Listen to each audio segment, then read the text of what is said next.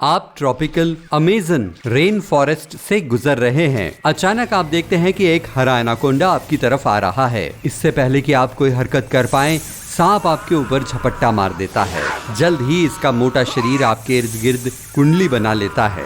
इसकी शक्ति इतनी होती है कि आपको ऐसा महसूस होता है जैसे एक हाथी आपकी छाती पर बैठ गया है। एनाकोंडा एक कॉन्स्ट्रिक्टर है। ये अपने शरीर को एक जानवर के चारों ओर लपेटता है और तब तक भींचता रहता है जब तक इसे उसके दिल की धड़कन महसूस होती रहती है। गल्प। आमतौर पर जानवर इस सांप के आलिंगन से जिंदा नहीं बच पाते हैं, लेकिन मान लीजिए कि आप एक सख्त ऑक्सीजनेटेड प्रोटेक्टिव सूट में हैं और बचने में कामयाब हो जाते हैं। इस रेप्टाइल के निचले और ऊपरी जबड़े लचीले लिगामेंट से जुड़े होते हैं। इसकी वजह से ये सांप अपना मुंह 160 डिग्री से ज्यादा तक खोल सकता है। इंसान अपना मुंह ज्यादा से ज्यादा 40 डिग्री तक खोल सकते हैं। इसलिए एनाकोंडा किसी ऐसी चीज को भी निगल सकता है जो इसके सिर से काफी बड़ी है, जैसे अभी आप।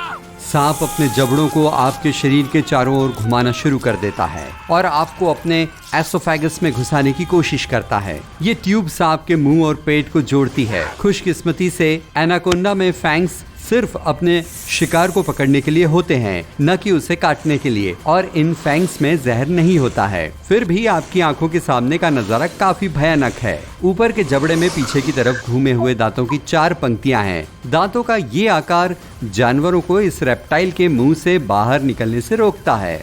बिल्कुल, ये काफी गीला है। एनाकोंडा काफी सारी लार बनाता है। ये अपने भोजन को चबा नहीं सकते हैं और इनमें निगलने की प्रक्रिया कई दूसरे जानवरों की तुलना में बहुत पेचीदा होती है। सांप के मुंह के अंदर कई ग्लैंड्स होती हैं जो उनके भोजन को गीला करने के लिए लार बनाती हैं। मेरा मतलब है आप। अगली चीज आप महसूस करते हैं कि आपके आसपास कोई चीज फैल रही है। एनाकोंडा में निगलने के 2 स्टेज होते हैं। सबसे पहले इसकी मसल्स एक साथ सिकुड़ती हैं और भोजन को इस रेप्टाइल के शरीर में अंदर की तरफ धकेलती हैं। उसके बाद एनाकोंडा चलता है और अपने शरीर और रीढ़ को मोड़ता है, जिससे इसकी पसलियां भोजन को अंदर की तरफ धकेलती हैं। ये दबाव भोजन को छोटा कर देता है। अगर आप पूरी निगलने की प्रक्रिया देख पाएं तो ऐसा लगेगा जैसे सांप अपने शरीर को आप पर क्रॉल कर रहा है। आप असहज महसूस करते हैं। यहाँ बहुत गर्मी है। आप किसी अंग को नहीं हिला पा रहे हैं और आपका शरीर लगातार मुड़ रहा है। रेप्टाइल आपको अपने पेट में ले जा रहा है। यहाँ आपके सिवा कोई नहीं है। एनाकोंडा एक समय में केवल एक ही चीज खा सकता है।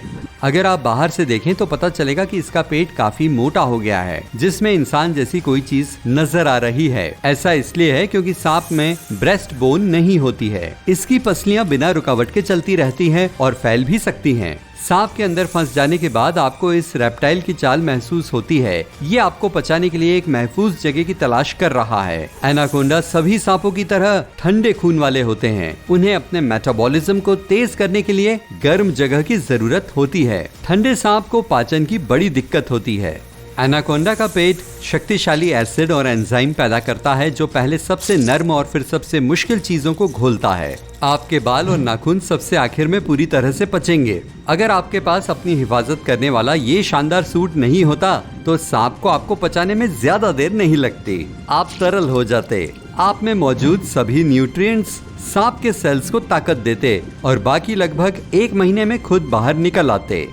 और अब अच्छी खबर। सबसे पहले तो एनाकोंडा आपको खाना नहीं चाहेगा। आप बहुत बड़े हैं और जोखिम उठाने लायक नहीं हैं। ये प्रक्रिया सांप को धीमा, बेढंगा और कमजोर बना देगी। मुमकिन है कि आपको देखते ही सांप डरकर भाग जाए या खुद को बचाने के लिए आपको जकड़ ले। तो बेहतर यही है कि इस सांप से दूरी बनाकर रखी जाए। अब सवाल यह है कि यहाँ से कैसे निकला जाए।